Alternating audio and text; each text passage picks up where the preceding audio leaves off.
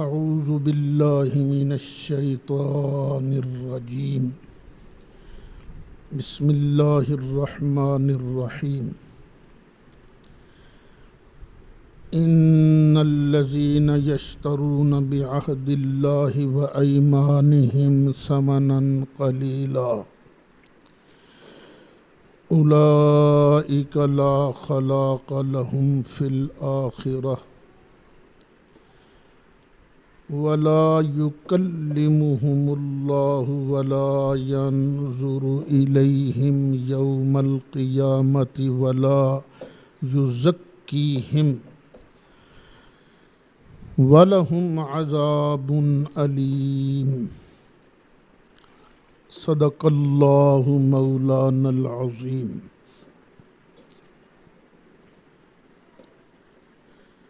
بحمد اللہ آج ہمارا دورہ تفسیر القرآن کا سبق نمبر 55واں ہے اور آیت نمبر ہے سورۃ آل عمران کی 77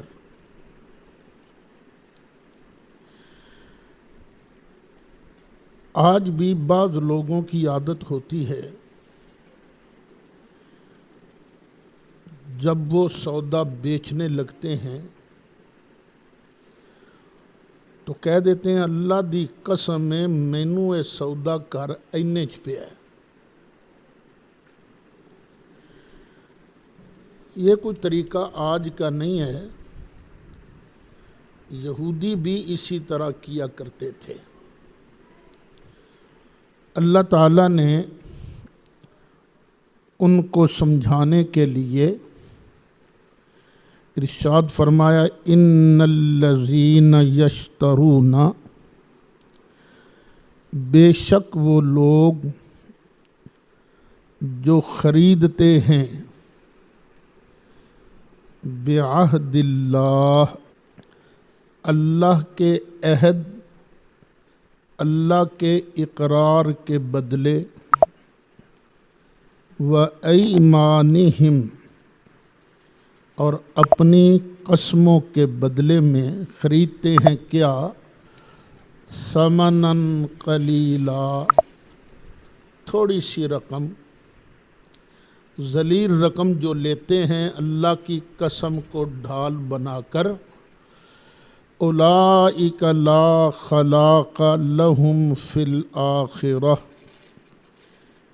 یہ وہ لوگ ہیں نہیں ہے حصہ ان کا آخرت میں، آخرت میں اللہ کے اجر و ثواب سے انہیں کچھ نہیں ملے گا۔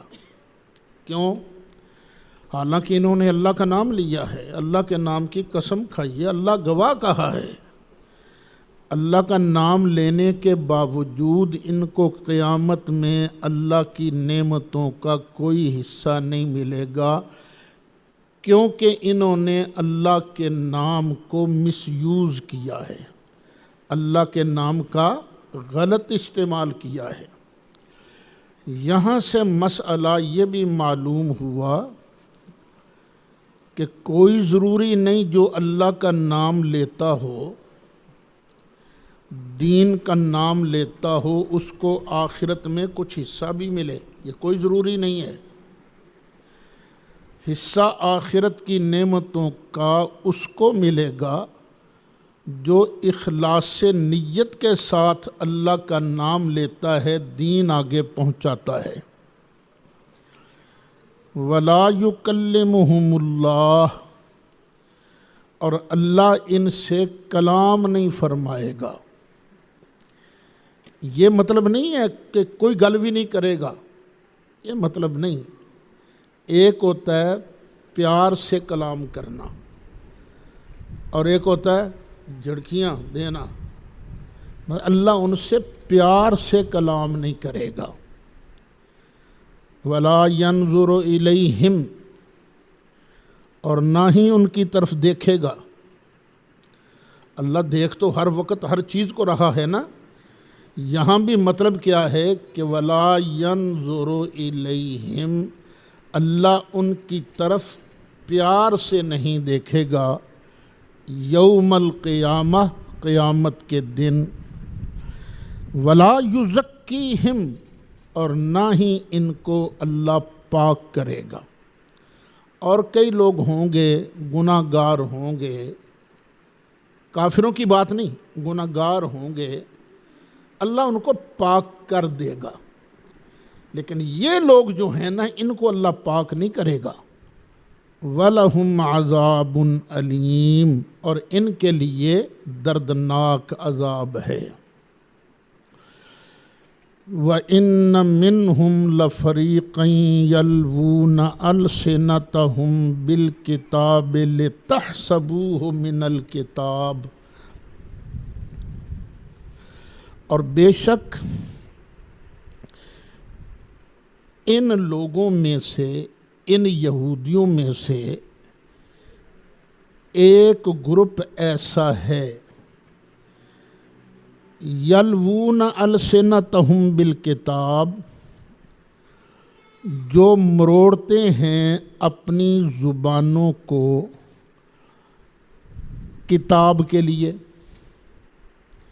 اپنی زبانوں کو مروڑ کر ایسے الفاظ کتاب میں داخل کریں گے جو کتاب میں نہیں ہیں، تورات کے اندر اپنی طرف سے کوئی مسئلہ بنا کر تورات میں داخل کر دیں گے۔ کیوں داخل کریں گے؟ لِتَحْسَبُوهُ مِنَ الْكِتَابِ، تاکہ تم اس کو سمجھو یہ کتاب میں سے ہے، یہ اللہ ہی کا فرمان ہے۔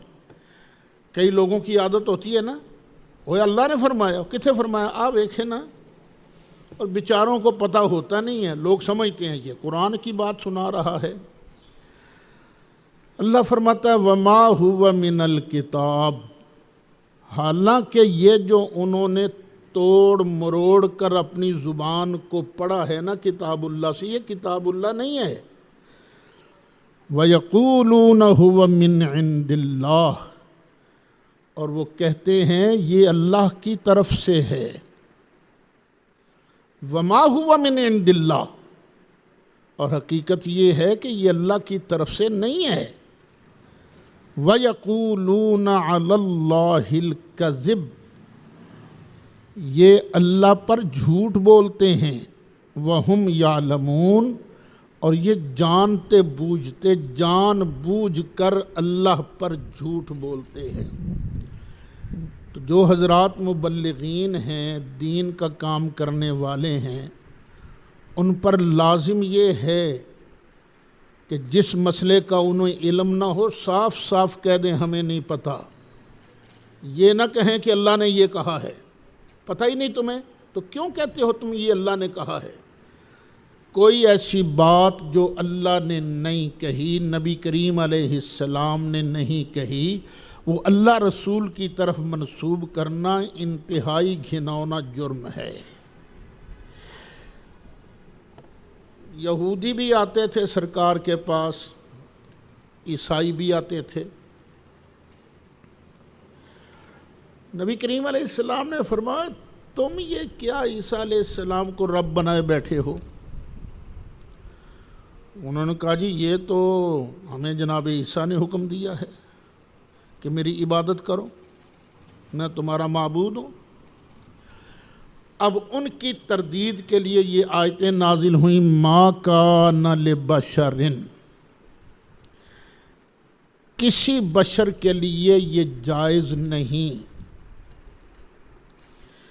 ان یؤتیہ اللہ الکتاب، کہ اللہ اسے کتاب عطا فرمائے،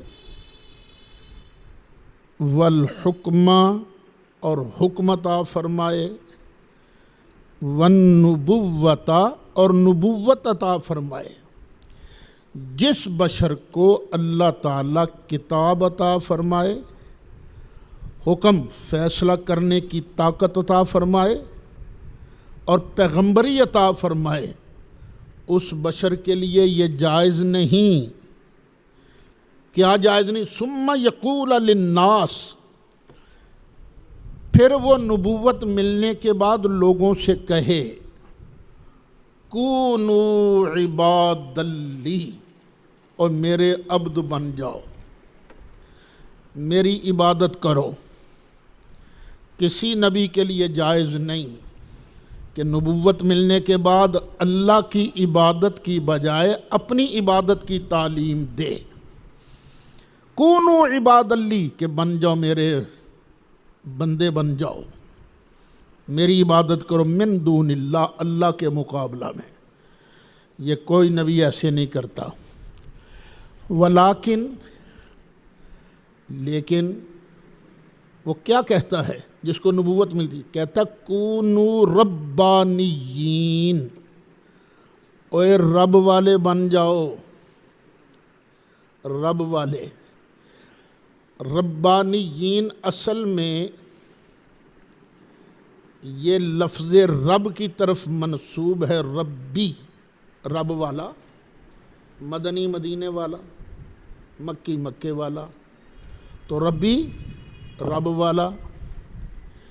لیکن کبھی کبھی مبالغہ کے لیے لفظ الف نون کا اضافہ کر دیا جاتا ہے۔ اب ربانی، رب والا، یعنی یہ ہے ہی بالکل رب والا۔ ربانی کا معنی کیا ہے؟ رب والا۔ لیکن نبی آن کے کیا کہتا ہے؟ بنو ربانیین، رب والے بنو۔ حضرت عبداللہ بن عباس رضی اللہ عنہما ارشاد فرماتے ہیں ربانیین کا معنی کیا ہے؟ کونو علماء و فقہاء، کہ ربانیین کا معنی یہ ہے تم عالم بنو، فقیہ بنو۔ کیا بنو؟ عالم بنو، فقیہ بنو۔ یہ نہیں کہنا کہ اللہ کے مقابلے میں میری عبادت کرو، بلکہ نبی کیا کہتا ہے؟ ربانی بنو، رب والے بنو۔ کیا مطلب؟ علماء بنو، فقہاء بنو، بما کنتم تعلمون الکتاب۔ کیوں کہتا ہے رب والے بنو؟ اس لیے کہ تم لوگ جو ہو نا، وہ تو کتاب نہیں آگے تعلیم دیتے، تورات کی تعلیم دیتے ہو نا تم لوگ آگے۔ تو جو بندہ اللہ کی کتاب کی تعلیم دے وہ بھی لوگوں کو یہی کہے رب والے بنو، عالم بنو، فقیہ بنو۔ وَبِمَا كُنْتُمْ تَدْرُسُونَ، اور اس لیے کہ تم پڑھتے پڑھاتے بھی ہو، اسی کا درس دیتے ہو نا کتاب اللہ کا۔ جو بندہ کتاب اللہ، اب ہمارے پاس کتاب اللہ کیا ہے؟ یہی قرآن شریف۔ تو جو بندہ بھی قرآن شریف پڑھتا پڑھاتا ہے، قرآن پاک کی تعلیم دیتا ہے، اس پر لازم ہے ہر بندے کو یہی کہے اوے خدا کے بندے بنو، اللہ کی عبادت کرو، بس یہی کہتا ہے وہ کسی اور کی عبادت کا حکم نہیں دیتا۔ لیکن ایک بات یہاں یاد رکھنے والی ہے، عبد کا معنی عبادت کرنے والا بھی ہوتا ہے، اور عبد کا معنی غلام بھی ہوتا ہے۔ غلام، یہ یاد رکھنا، عبد کا معنی غلام بھی ہوتا ہے۔ قرآن کہتا ہے من عبادکم، تمہارے غلاموں میں سے، غلاموں میں سے یہ غلام کو بھی عبد کہا جاتا ہے۔ اگر بندے کی نیت یہ ہونا کہ عبد کا معنی غلام ہے تو پھر وہ اپنے آپ کو عبد مصطفیٰ کہہ سکتا ہے۔ لیکن اگر کسی کو شک پڑتا ہو کہ یہ عبد مصطفیٰ کہہ کر اپنے آپ کو مصطفیٰ کا عبادت کرنے والا کہہ رہا ہے تو پھر نہیں کہنا۔ یہ عبد مصطفیٰ وہ لوگ کہہ سکتے ہیں جو دل و جان سے اپنے آپ کو نبی کریم علیہ السلام کا نوکر اور غلام کہتے ہیں، سمجھتے ہیں، اور سچا معبود صرف اور صرف اللہ واحد کو جانتے ہیں۔ ہمارے کئی بزرگ سرکار کی غلامی کی وجہ سے اپنے آپ کو عبد و مصطفیٰ کہتے ہیں، سرکار اعلیٰ حضرت بھی ان کی جو مور تھی وہ کیا تھی؟ عبد المصطفیٰ، یعنی نبی پاک علیہ السلام کا نوکر، نبی کریم علیہ السلام کا غلام۔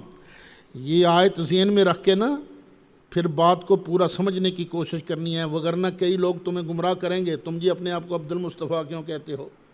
بھئی یہاں جب ہم عبد المصطفیٰ کہتے ہیں تو ہم سرکار کی نوکری کا اعلان کرتے ہیں، سرکار کی غلامی کا اعلان کرتے ہیں۔ اچھا، ایک تو کسی نبی کو یہ ہے ہی نہیں حق کہ نبوت ملنے کے بعد وہ اپنی عبادت کا حکم دے وے، وَلَا يَأْمُرَكُمْ، اور نہ ہی تمہیں وہ حکم دے گا نبوت ملنے کے بعد ان تتخذوا الملائکۃ، کہ بناو فرشتوں کو، والنبیین اربابا، اور نبیوں کو رب۔ وہ فرشتوں کو اور نبیوں کو رب بنانے کا حکم کبھی نہیں دے گا۔ وہ رب کہے گا صرف ایک اللہ کو مانو بس، اور کسی کو نہیں۔ اَیَأْمُرُکُم بِالْکُفْرِ بَعْدَ اِذْ أَنْتُم مُسْلِمُونَ، کیا وہ تمہیں حکم دے گا کفر کا بعد اس کے کہ تمہیں مسلمان بنائے؟ تمہارے مسلمان ہونے کے بعد وہ تمہیں کفر کا حکم نہیں دے گا۔ یہاں سے پتہ چلا کسی اور کو رب ماننا یہ کفر ہے۔ رب ماننا، معبود ماننا، یہ کیا ہے؟ کفر ہے۔ لیکن جب پورا قرآن پڑھو نا تو بعض اوقات بندے کو بھی رب کہا گیا ہے، لیکن اس وقت رب کا معنی معبود نہیں ہوتا۔ رب کا معنی ہوتا ہے بس پرورش کرنے والا، مالک، یہی معنی ہے۔ جس طرح یوسف علیہ السلام نے کہا تھا، وہ جو خواب کی تعبیریں نہیں پوچھنے والے آئے تھے، اما احدکما فیسقی ربہ خمرا، وہ جو ہے نا جس نے تعبیر پوچھی تھی کہ میں انگور نچوڑ نچوڑ کر شراب بنا رہا ہوں، اس کی خواب کی تعبیر یہ ہے، یہ بری ہو جائے گا، الزام اس پر ثابت نہیں ہوگا، اور یہ ڈیوٹی پر بحال ہو کر اپنے رب کو شراب پلائے گا۔ اپنے رب کو، یہ یہاں رب کون ہے؟ معبود نہیں، بادشاہ، پالنے والا۔ تو پتہ یہ چلا کہ ایک ہے رب اللہ، ایک ہے رب بادشاہ۔ رب پالتا ہے، بادشاہ بھی پالتا ہے، پر فرق ہے زمین و آسمان کا۔ رب جب پالتا ہے تو کسی سے لیتا تو کچھ نہیں، اپنی رحمتوں سے پالتا ہے، نہ کوئی لالچ ہے نہ کوئی، اور ہر ایک کو پال رہا ہے۔ اور بادشاہ پالتا ہے چند لاکھ لوگوں کو، چند کروڑ لوگوں کو، لیکن پالتا بعد میں پہلے کلیکٹ کرتا ہے ٹیکس۔ اور کئی پلیت بادشاہ ایسے ہیں اتنا ٹیکس کلیکٹ کرتے ہیں کہ اپنی جیب میں بھرتے ہیں، غریبوں کا کچومر نکال دیتے۔ انہوں نے کیا پالنا ہے بادشاہ کو بھی؟ وہ پالتے ہیں لوگوں کو، فوج کو پالتے ہیں، لیکن پہلے ٹیکس لے، کسی سے جرمانہ لے، کسی سے نذرانہ لے، کسی سے مدد مانگے، MIF سے، ورلڈ بینک سے بینک مانگے، پھر وہ فوج کے خرچے چلاتا ہے۔ بس اسی طرح سمجھو ایک ہے داتا اللہ، ایک ہے داتا لاہور والا۔ اللہ جو ہے داتا ہے، وہ دیتا ہے کل کائنات کو، ہمیشہ سے دے رہا ہے، ہمیشہ دیتا رہے گا۔ اس کو دینے سے پہلے کسی سے لینا نہیں پڑتا۔ لیکن لاہور والی سرکار ایسی ہے، ادھر سے لیتی جاتی ہے، ادھر چند لاکھ لوگوں کو دیتی جاتی ہے۔ زمین آسمان کا فرق ہے، وگرنہ بغیر وہ بندہ جس سے رب کہا جا سکتا ہے وہ صرف اللہ ہے۔ کس معنی میں؟ کہ یہ رب ہونے میں کسی کا محتاج نہیں۔ اگر کوئی پالنے میں بھی اللہ کا محتاج ہو تو وہ مجازی رب ہے، حقیقی رب صرف اللہ ہے۔ وَإِذْ أَخَذَ اللَّهُ مِيثَاقَ النَّبِيِّينَ، اور یاد کرو جب اللہ نے لیا تھا پکا وعدہ نبیوں سے، لما آتیتکم، جب کہ میں تمہیں دوں گا، من کتاب، کتاب میں سے، و حکمت، اور حکمت میں سے، کتابوں میں سے آخر کوئی ایک ہی کتاب ملنی ہے نا نبی کو۔ ثم جاءکم رسول، پھر آ جائے کوئی تمہارے پاس کوئی رسول، مصدق لما معکم، جو تصدیق کرنے والا ہو اس چیز کی جو تمہارے پاس ہے، جو تمہارے پاس کتاب ہے نا اس کی تصدیق کرنے والا ہو۔ لَتُؤْمِنُنَّ بِهِ، تو تم ضرور بھی ضرور اس پر ایمان لانا، وَلَتَنْصُرُنَّهُ، اور تم ضرور بھی ضرور اس کی مدد کرنا۔ قَالَ أَقْرَرْتُمْ، فرمایا اللہ تعالیٰ نے کیا تم نے اقرار کر لیا ہے؟ جو میں نے تم سے وعدہ کر لیا تم نے اقرار کر لیا، پر کرو گے ایسا؟ وَأَخَذْتُمْ عَلَىٰ ذَلِكُمْ إِصْرِي، اور اس اقرار پر کیا تم نے میرا بھاری ذمہ بھی لے لیا ہے؟ بھاری ذمہ کیا؟ ہم اللہ کی قسم کھا کر کہتے ہیں ہم ایسے کریں گے۔ اقرار کیا ہے، پھر تم نے کیا اس پر پورا بوجھ میرا لے لیا ہے؟ قالوا اقررنا، تو نبیوں نے کہا ہاں ہم نے اقرار کر لیا ہے۔ قال فاشہدوا، اللہ نے فرمایا پھر تم گواہ بن جاؤ، ایک دوسرے کے گواہ بن جاؤ۔ موسیٰ عیسیٰ کا وہ گواہ بن جائے، عیسیٰ موسیٰ کا گواہ بن جائے، شعیب جو ہے وہ لوط کا، اس طرح آپس میں ایک دوسرے کے گواہ بن جاؤ۔ وَأَنَا مَعَكُمْ مِنَ الشَّاهِدِينَ، اور میں بھی تمہارے ساتھ گواہوں میں سے ہوں، میں بھی گواہی دوں گا کہ تم نے یہ اقرار کیا تھا۔ فَمَن تَوَلَّىٰ بَعْدَ ذَلِكَ، تو جو کوئی پھر گیا اس کے بعد، فَأُولَٰئِكَ هُمُ الْفَاسِقُونَ، تو وہی ہے نافرمان، جو بھی پھرے گا اس کے بعد تو وہ بھی ہے نافرمان۔ یہ میں نے آپ حضرات کے سامنے ترجمہ پیش کیا ہے ان دو آیتوں کا۔ اب اس کا مطلب کیا ہے؟ پہلی بات تو یہ ہے کہ یہ عہد لیا کہاں گیا تھا؟ ہم شروع ہی سے سنتے آئے ہیں اللہ تعالیٰ نے یہ وعدہ نبیوں سے لیا تھا عالم ارواح میں۔ یہ چند مفسرین نے اس کو بیان تو کیا ہے لیکن اس کی دلیل نہیں دی ساتھ۔ کون کہہ رہا ہے یہ عہد وہاں لیا گیا تھا؟ کوئی دلیل تو چاہیے نا۔ چلو ہم مان لیں گے، اس کو بھی مان لیں گے، کوئی نہ نہیں کرتے اس تفسیر کی، کیونکہ اس تفسیر کے ماننے میں حرج کوئی نہیں۔ دوسرا معنی یہ کیا گیا ہے، حضرت مجاہد وغیرہ نے معنی کہ اللہ نے ہر نبی سے لیا وعدہ۔ دیکھو تم نبوت کی ڈیوٹی سر انجام دے رہے ہوگے، پھر تمہارے ہوتے ہوئے کوئی دوسرا نبی آ گیا، اور وہ جو تمہارے پاس کتاب ہے نا اس کی تصدیق کر رہا ہے، اس کو سچا کہہ رہا ہے، تو تم نے اب اس سے حسد نہیں کرنا، ضد نہیں کرنی۔ لَتُؤْمِنُنَّ بِهِ وَلَتَنْصُرُنَّهُ، تم ضرور بھی ضرور اس پر ایمان لاؤ گے اور ضرور بھی ضرور اس کی مدد کرو گے،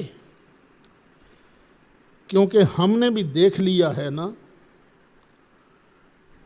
کوئی ایک مولوی صاحب، کوئی ایک آدمی دین کا کام کر رہا ہو اور وہی دین کا کام کوئی اور مولوی کرنا شروع کر دے تو دونوں مولویوں میں حسد شروع ہو جاتا ہے۔ یہ نویں مصیبت کتھوں آ گئی،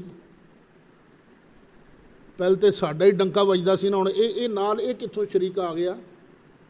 فرمایا ایسے نہیں کرنا، نہ دونوں کا مشن ایک ہے، میں اللہ تعالیٰ کی کبریائی بیان کرنا، تم نے ضرور بھی ضرور اس کی مدد کرنی ہے اور اس کا ایمان بھی لانا ہے۔ یہ تفسیر کس نے کی؟ حضرت مجاہد وغیرہ نے۔ ایک تفسیر کی ہے حضرت عبداللہ بن عباس نے اور حضرت سیدنا مولا مرتضیٰ نے۔ انہوں نے یہ تفسیر کی ہے کہ اللہ تعالیٰ نے ہر نبی سے وعدہ لیا کہ دیکھو اگر تم زندہ ہوئے، تمہاری زندگی میں ہمارا محبوب آ گیا، رسول ان سے یہاں مراد کیا ہے؟ ہمارا محبوب آ گیا، تو تم پر لازم ہے کہ تم اس کی اتباع کرو گے، اسی کا کلمہ پڑھو گے۔ اور اگر تمہاری زندگی میں ہمارا محبوب نہ آیا تو اپنی امت کو تاکید کر کے جاؤ گے کہ ایک وقت آئے گا اللہ کا آخری نبی جناب محمد صلی اللہ علیہ وسلم وہ تشریف لائیں گے، تو جب وہ تشریف لائیں تو تم نے پھر ان کا امتی بننا ہے، ان کا کلمہ پڑھنا ہے۔ یہ تفسیر کس نے بیان کی ہے؟ حضرت سیدنا علی مرتضیٰ کرم اللہ تعالی وجہ الکریم نے اور حضرت عبداللہ بن عباس نے رضی اللہ عنہما۔ اور اس کی تائید ایک حدیث بھی کرتی ہے کہ حضرت سیدنا عمر فاروق رضی اللہ عنہ ایک دن تورات پڑھ رہے تھے، سرکار کا چہرہ سرخ ہو گیا۔ فرمایا تمہیں نہیں پتہ؟ لو کان موسیٰ حیًّا، اب اگر موسیٰ بھی زندہ ہوتے لما وسعہ الا اتباعی، تو ان کو بھی میری ہی اتباع کرنی پڑتی۔ تو یہ حدیث بھی تائید کرتی ہے اس بات کی کہ نبیوں سے وعدہ یہ لیا گیا تھا کہ ہم اپنی امت کو تاکید کرتے جائیں گے کہ جب بھی وہ آخری شان والا نبی آ جائے گا تو تم نے اس کی اتباع کرنی ہے۔ تو او عیسائیو، او یہودیو، تم ہماری اتباع کیوں نہیں کرتے جبکہ یہ عہد نبی سے لیا گیا تھا، تمہارے نبی سے؟ یہ ہے دوسری تفسیر۔ اچھا، اور یہ نا تفسیر کرنے والے زیادہ تر یہی کہتے ہیں یہ وعدہ لیا تھا اللہ نے کتاب دیتے وقت کہ لو میں تمہیں کتاب دے رہا ہوں، حکمت تمہیں دے رہا ہوں، اب اگر کوئی نبی یہ ہے زیادہ قوی۔ عالم ارواح والی میں کوئی اتنی پکی دلیل نہیں ملی، لیکن اس کا انکار بھی نہیں، وہاں ہو یا وہاں ہو بات تو ایک ہی ہے نا کہ کرنی تم نے سرکار کی اتباع ہے۔ اب مجھے ایک اور بات سوچتی ہے، اگر یہ میں نے صحیح سوچا ہے تو یہ اللہ کا کرم ہے، اور اگر یہ کوئی غلطی ہے تو یہ غلطی میری طرف سے ہے، یہ میری طرف سے ہے، نہ اس میں کسی استاد کا دخل ہے، نہ کہ یہ پھر غلطی میری طرف سے ہے۔ یہ آیت پر نظر رکھو ذرا، وَإِذْ أَخَذَ اللَّهُ مِيثَاقَ النَّبِيِّينَ، یاد کرو وہ وقت جب اللہ نے سب نبیوں سے وعدہ لیا۔ اور یہ شاید کتاب کے دینے سے پہلے کی بات ہے، عالم ارواح کی۔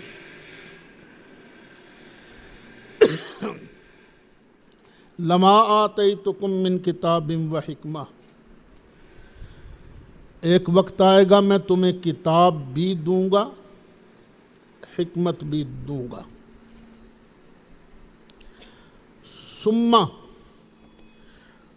ثم آتا ہے تراخی کے لیے۔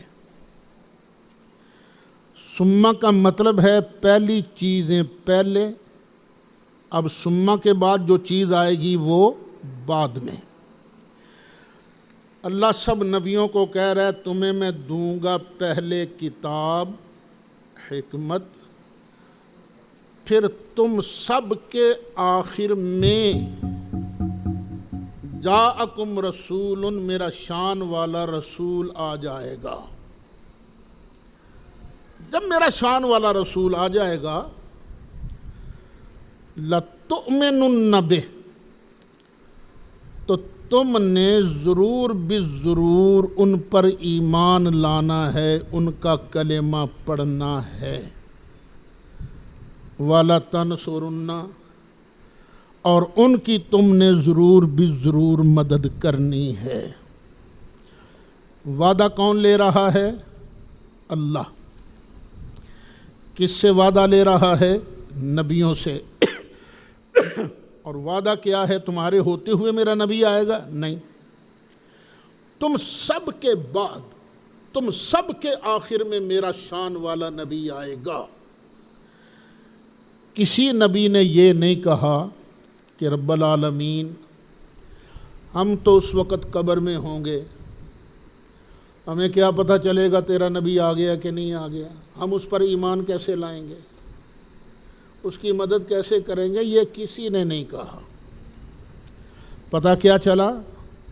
اللہ کا نبی قبر میں بھی چلا جائے نا تو اس کو پتہ ہوتا ہے، وہ زندہ ہوتا ہے۔ یا اللہ بالکل، اللہ نے فرمایا اقرار کر لیا تم نے؟ ہاں جی ہم نے اقرار کر لیا۔ اچھا، اب نبیوں نے سرکار کا کلمہ پڑھا، یہ ہمیں کیسے پتہ چلے گا جی پڑھا ہے کہ نہیں پڑھا؟ تو یہ بات ہمیں بتانے کے لیے اللہ تعالیٰ نے شب معراج سب نبیوں کو بیت المقدس میں جمع کر دیا۔ چلو بھئی سارے ہمارے محبوب کے پیچھے نماز پڑھو، ان پر ایمان لانے کا اعلان کرو۔ سب نبیوں نے وہاں پر نماز پڑھی سرکار کے پیچھے۔ یہ ظہور ہوا ہے لَتُؤْمِنُنَّ بِهِ کا۔ پھر آگے ہے تم نے مدد بھی کرنی ہے۔ تو یہ سارے نبیوں نے سرکار کی مدد کب کی ہے؟ یہ قرآن تو کہتا ہے نا اللہ نے پکا وعدہ لیا، اور پکا وعدہ لے کر کچھ بھی نہیں، یہ تو نہیں ہو سکتا نا۔ پکا وعدہ لیا ہے تو ظاہر ہے اس پر عمل بھی ہوا ہوگا۔ عمل کیسے ہوگا؟ اللہ تعالیٰ قیامت سے پہلے جناب عیسیٰ علیہ السلام کو سب نبیوں کا نمائندہ بنا کر دنیا میں بھیجے گا۔ اس لیے اس نے آسمان پر اٹھا لیا ہے نا اپنے عیسیٰ علیہ السلام کو، کہ یہ اسی وعدہ کی تکمیل کے لیے میرا عیسیٰ جائے گا، میرے مصطفیٰ کی شریعت کا حکم دے کر لَتَنْصُرُنَّ، میرے محبوب علیہ السلام کے دین کی مدد کرے گا۔ تو یہ میری اپنی تفسیر ہے، قبول آ جائے تو بسم اللہ، صحیح ہو تو اللہ تعالیٰ اس کو قبول فرمائے اور میرے جنت میں داخلے کا سامان بنائے، اگر کوئی غلطی ہے تو اللہ تعالیٰ مجھے معاف فرما دے۔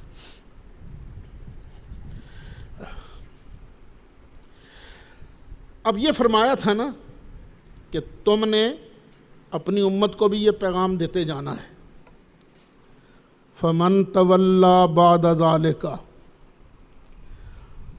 تو اے نبیوں کے امتیوں، جو بھی پھر جائے گا نا اس عہد کے بعد، یہودیوں عیسائیوں، تمہارے نبیوں سے تو اللہ نے وعدہ لیا ہوا ہے، فَأُولَئِكَ هُمُ الْفَاسِقُونَ، تو وہی نافرمان ہیں۔ افغیر دین اللہ یبغون، اور شروع سے دین اسلام ہی چلا آ رہا ہے، اللہ کا دین اسلام۔ بس ہوتا یہ رہا ہے کہ جو نبی اللہ کا پیغام لایا وہ نبی جب تک دنیا میں رہا اس کا حکم چلتا رہا، وہی چیز اسلام تھی۔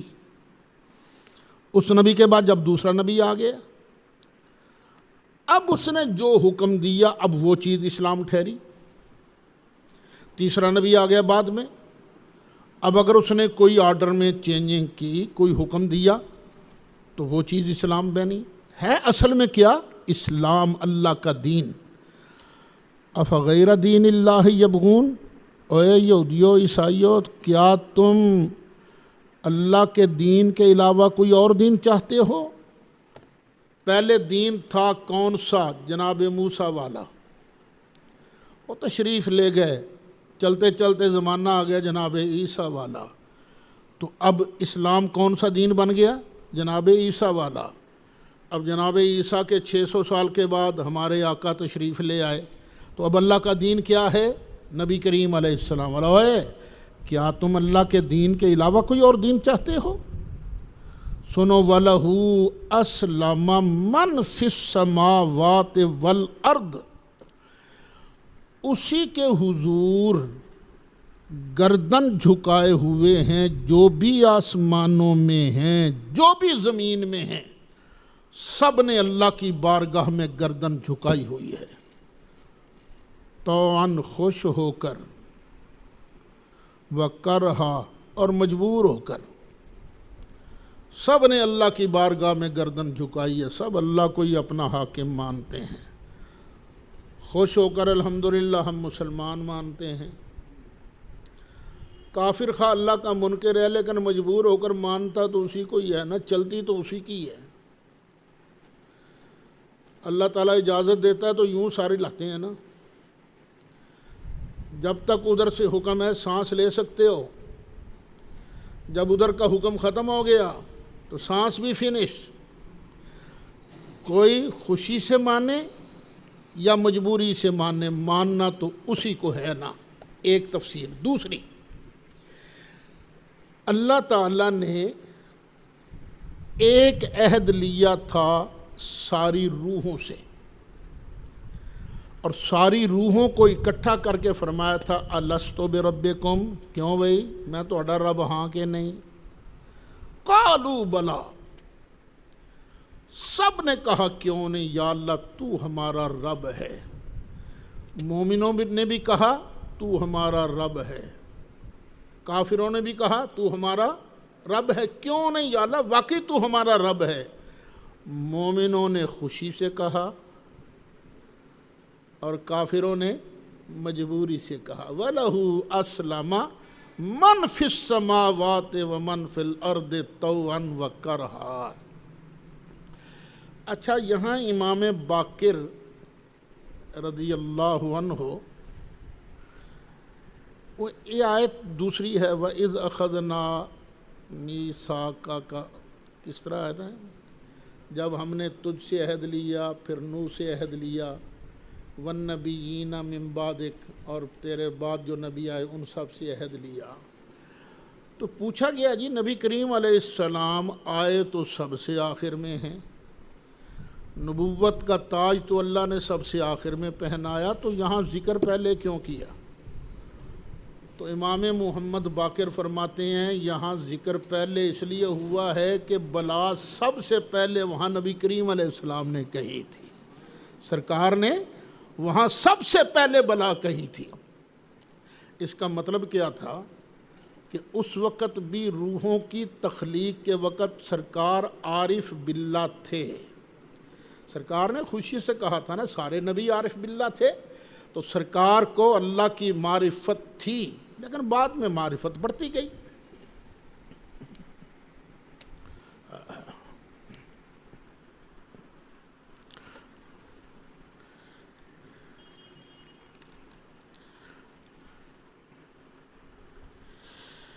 وَإِلَيْهِ يُرْجَعُونَ، سب نے مانا ہے خوشی سے، جو بھی آسمانوں میں ہیں اور زمین میں ہیں، خوشی سے اور مجبوری سے، اور اسی کی طرف وہ پھریں گے۔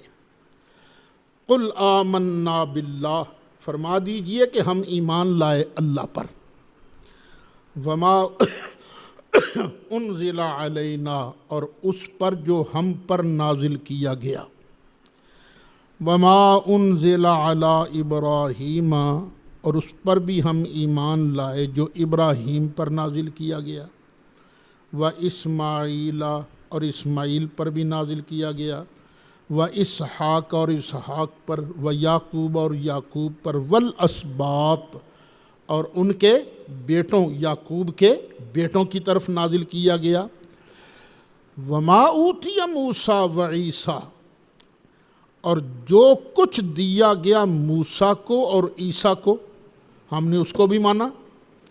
اب دیکھیے اولاد یعقوب میں اسباط کے اندر حضرت موسیٰ بھی داخل ہیں، حضرت عیسیٰ بھی داخل ہے، لیکن سلسلہ نبوت کے اندر جو نبوت والی زنجیر ہے نا، اس میں جناب موسیٰ اور جناب عیسیٰ کا نام بڑا چمکتا دمکتا ہے، اس لیے ان کا نام آ گیا الگ۔ وَالنَّبِيُّونَ مِن رَبِّهِمْ، اور جو کچھ دیا گیا ہے سب نبیوں کو ان کے رب کی طرف سے ہم نے سب کو مانا۔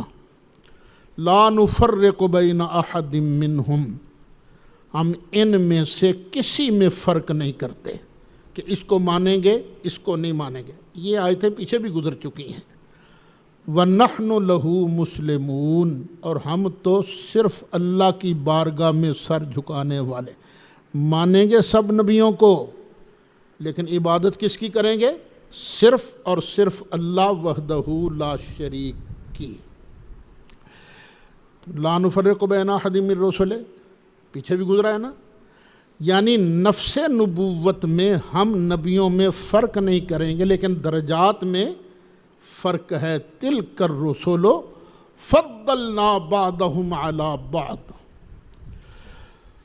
ومن یبتغ غیر الاسلام دینا فلن یقبل منہ، اور جو چاہتا ہے اسلام کے علاوہ کوئی اور دین پس وہ ہرگز اس سے قبول نہیں کیا جائے گا۔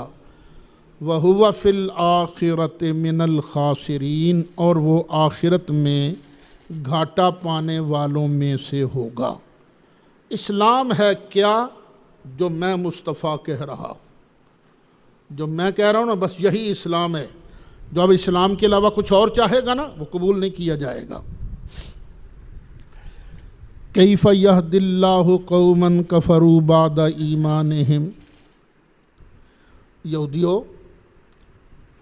تم تو نبی کریم علیہ السلام کے آنے سے پہلے ہی ان کو مانتے تو تھے نا۔ وَكَانُوا مِن قَبْلُ يَسْتَفْتِحُونَ عَلَى الَّذِينَ كَفَرُوا، اوس و خزرج کو تم کہا کرتے تھے آخر الزمان نبی آئے گا ہم اس کی قیادت میں تمہارا کچومر نکالیں گے۔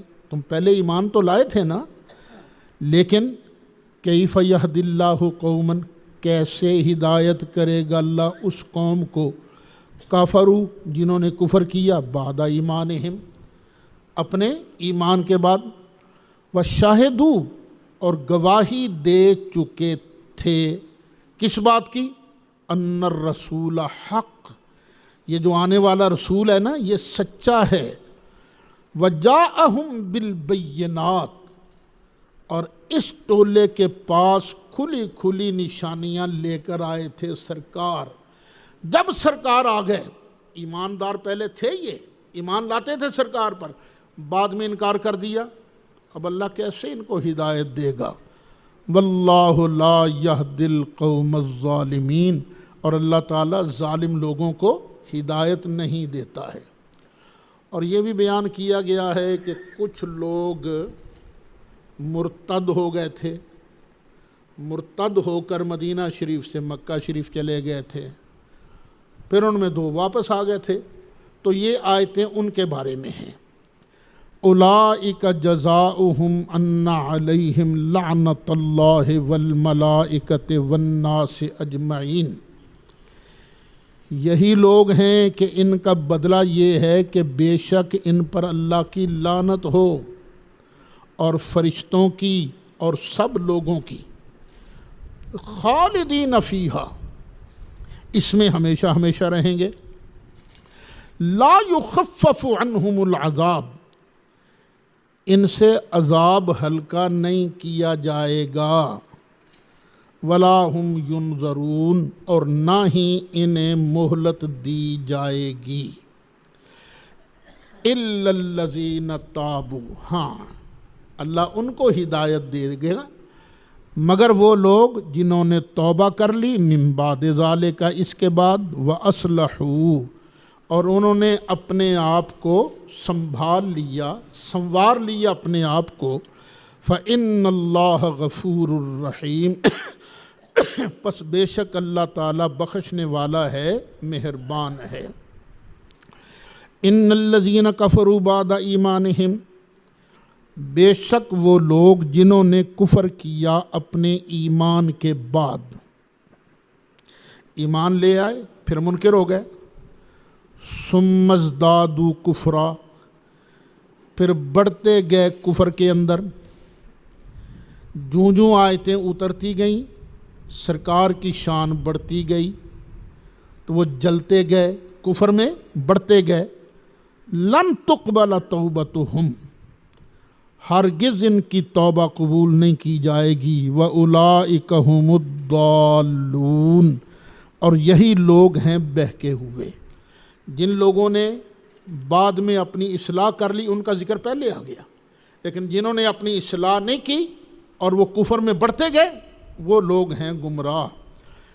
ان الذین کفروا، بے شک وہ لوگ جنہوں نے کفر کیا، وماتوا، اور مر گئے، وہم کفار، اس حال میں کہ وہ کافر ہی ہیں، اور وہ کافر تھے اسی حالت میں مر گئے، فلن یقبل من احدہم، ہرگز نہیں قبول کیا جائے گا ان کی طرف سے، کیا قبول نہیں کیا جائے گا؟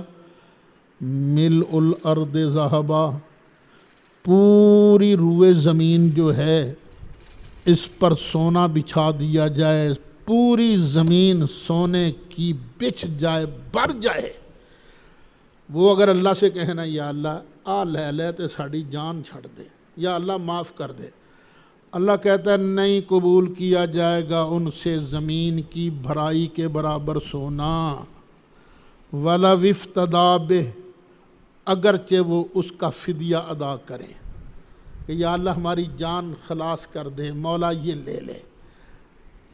اولئک لہم عذاب علیم، یہی لوگ ہیں جن کے لیے دردناک عذاب ہے، وما لہم من ناصرین، اور ان کا کوئی مددگار نہیں ہے، کوئی ان کا مددگار نہیں ہے۔ تو دیکھو بھائیو، جب کفر کی حالت میں بندہ مرتا ہے تو جتنا بھی وہاں دینے کی کوشش کرے گا اللہ قبول کرے، اول تو ہوگا ہی نہیں، اور دینا کتوں ہے؟ تو آج ہے نا وقت، تو اللہ تعالیٰ کی راہ میں آج خرچ کرو، کرو اللہ کی راہ میں خرچ۔ اللہ کی راہ میں خرچ کرنے والا جو ہے نا وہ کبھی بھوکا نہیں رہتا، نیت بس یہ رکھنی ہے خرچے سے کہ میرا اللہ راضی ہوگا، ایماندار ہو، ایمان کے ساتھ ساتھ اللہ کے حکم کے مطابق عبادت بھی کرو اور مال بھی خرچ کرو، تو اللہ تعالیٰ تمہیں جنت الفردوس عطا فرمائے گا۔ اب خرچ کیا چیز کرنی ہے؟ لن تنالوا البر حتی تنفقوا مما تحبون،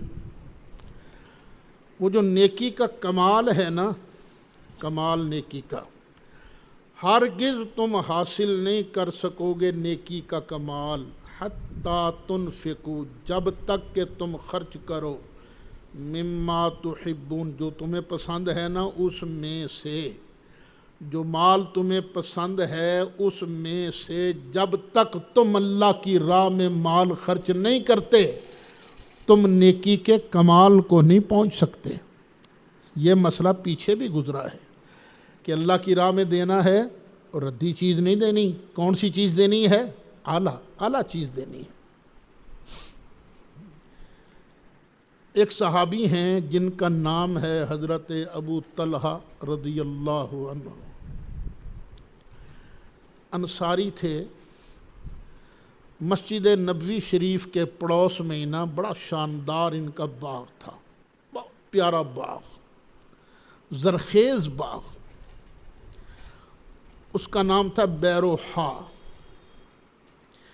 وہاں نبی کریم علیہ الصلاۃ والسلام تشریف لے جاتے تھے، کبھی کبھی وہاں کا پانی بھی پیا کرتے تھے۔